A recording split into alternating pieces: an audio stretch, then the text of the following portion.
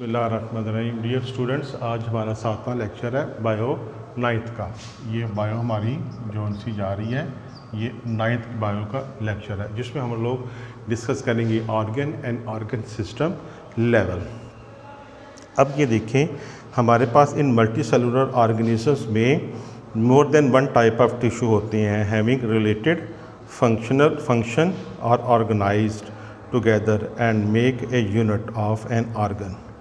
हम देखें, हमारे पास डिफरेंट किस्म के ऑर्गन्स एक जगह काम करते हैं एक जगह काम करते हैं। अब ये डिफरेंट किस्म के जो टिश्यूज़ हैं और डिफरेंट किस्म के टिश्यूज़ से डिफरेंट किस्म के ऑर्गन बनते हैं, और ये डिफरेंट किस्म के जो ऑर्गन बनते हैं ये एक स्पेसिफिक फंक्शन अदा करते हैं। हम एक एग्जांपल लेते हैं, स्टोमिक है। स्टोमिक की बुक में भी एग्जांपल है। स्टोमिक में क्या होता है, इसके दो काम हैं, storing of food, store the food, store the food, और दूसरा है digestion of protein, digestion of protein. अब देखें, अब हमारे पास ये जो स्टोमिक है, स्टोमिक के अंदर दो तरह के हमारे पास टिश्यू आ रहे हैं। एक तो एपिथेलियल टिश्यू होगा। कौन सा होता है जी, हम लोग देखें, अगर हम इसकी डायग्राम बनाते हैं थोड़ी सी समझाने के लिए। ये मेरे पास एक स्टोमिक है। अब इसकी जो ऊपर वाली जो लेयर है, ये वाली, ये एपिथेलियल टिश्यूज़ हैं।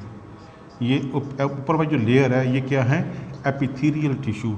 और ये क्या सेक्रेशन पैदा करते हैं, सेक्रेशन किसकी सेक्रेशन पैदा करते हैं, डाइजेस्टिव जूस की, यानी हमारे यहाँ जूस पैदा करते हैं। ये जूस जौन सा है प्रोटीन को डाइजेस्ट करता है, सेक्रेशन ऑफ जूस।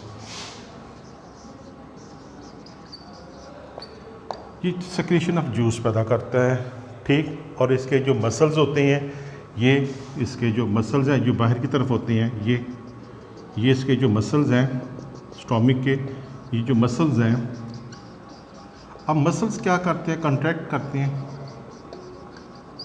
करते हैं, ठीक है। अब ये कंट्रैक्ट करेंगे और रिलैक्स करते हैं, सेक्रेशन ऑफ जूस होती है।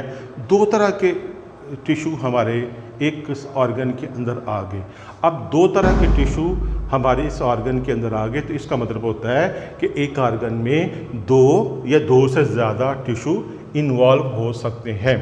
जब वो इन्वॉल्व हो जाए, ये सारे के सारे हमारे मल्टी सेलुलर ऑर्गेनिज्म होते हैं, इनके अंदर कभी भी एक टिश्यू काम नहीं करता, बल्कि मोर देन वन टिश्यू काम करते हैं, और इनका एक स्पेसिफिक फंक्शन होता है। हर एक का, ये याद रखना, स्पेसिफिक फंक्शन होता है, इनका ख़ास काम होता है, स्पेसिफिक फंक्शन होता है। ये स्पेसिफिक फंक्शन के ऊपर रहकर ये काम करते हैं। इसी के साथ हम देखें कि तो ऑर्गन सिस्टम लेवल में आते हैं।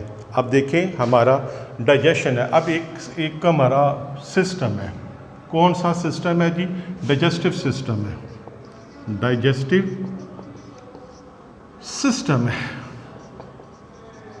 अब इस डाइजेस्टिव सिस्टम के अंदर कहाँ से शुरू करते हैं, हम माउथ से शुरू करते हैं और आगे की तरफ चलते जाएं। Mouth, pharynx, oesophagus, stomach, small intestine, large intestine, rectum और एनस तक। अब यहाँ पर देखें तो हमारे जितने मैंने नाम लिए हैं वो सारे के सारे अलग ऑर्गन हैं, और हर ऑर्गन के अंदर अलग अलग किस्म के टिश्यू मौजूद हैं।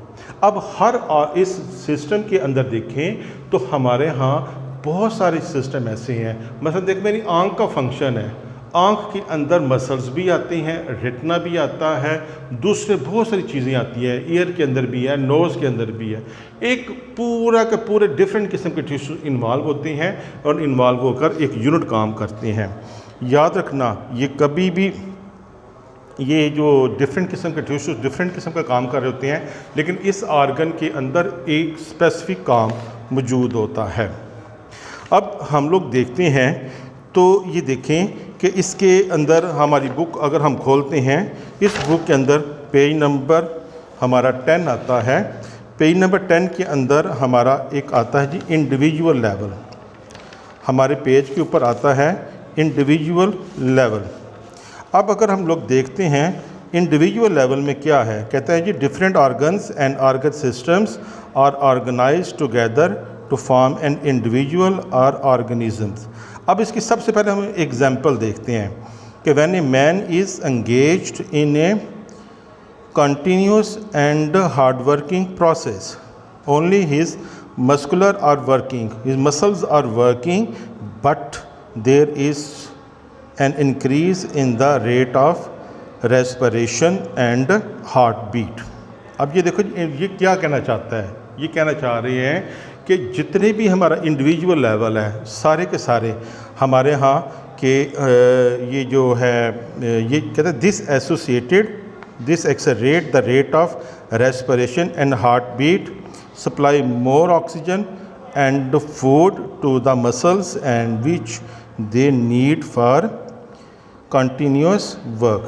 अब ये सारा देखें, इसमें हम देखते हैं यहाँ पर भी कि हम एक काम कर रहे हैं, एक यूनिट एक लेवल पे काम कर रहे हैं, एक चीज़ बना रहे हैं। वो क्या है? वो है कि आप एक हार्ड वर्क एक रूटीन की एक्सरसाइज है, रूटीन की रेस्पिरेशन है, लेकिन उसी रेस्पिरेशन को जब आप लोग एक्सरसाइज पे चले जाएंगे तो एक्सरसाइज के अंदर ये जो काम है ये इंक्रीज़ हो जाता है, रेस्पिरेशन इंक्रीज़ हो जाएगी।